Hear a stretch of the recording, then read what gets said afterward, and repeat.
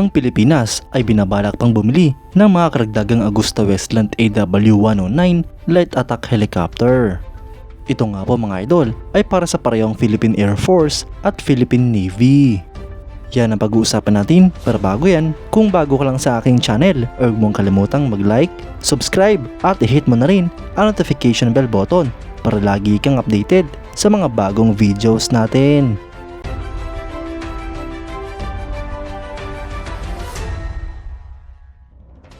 Dahil nga po sa patuloy ng ating bansa sa mga buhat modernong mga barko, ay pinaplano din ng Philippine Navy na bumili ng karagdagang light attack helicopters na sasama sa mga barkong ito. Habang ang Philippine Air Force naman mga idol ay nangangailangan din ng mga karagdagang helicopters sa kanilang fleet.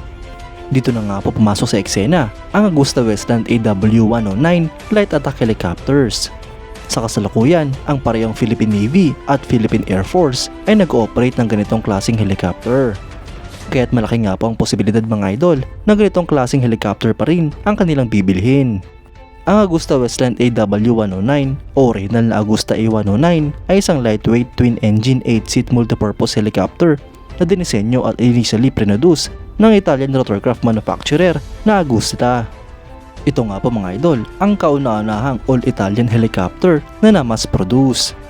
Ang production nga po ng helicopter na ito mga idol ay pinagpatuloy na Agusta successor companies ang Leonardo.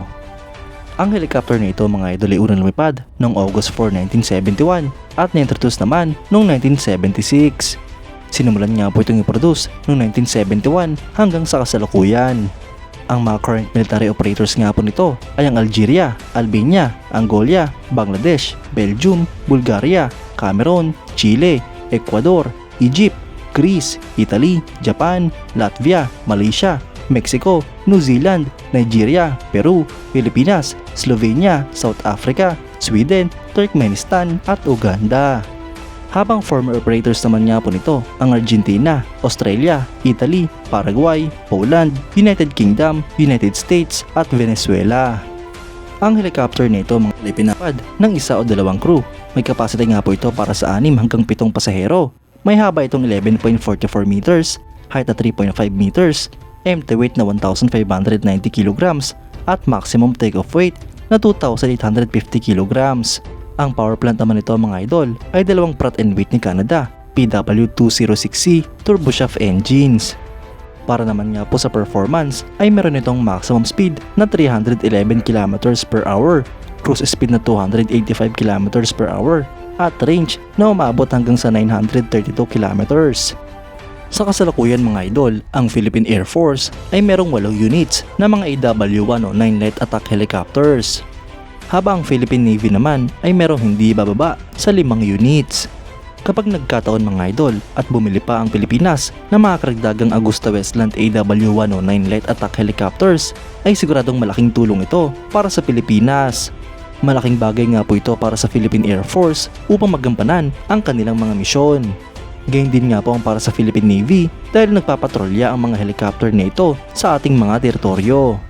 Mga idol, sa tulong nga po ng modernization program ay unti-unting dumadami at nagiging moderno ang mga assets ng Pilipinas.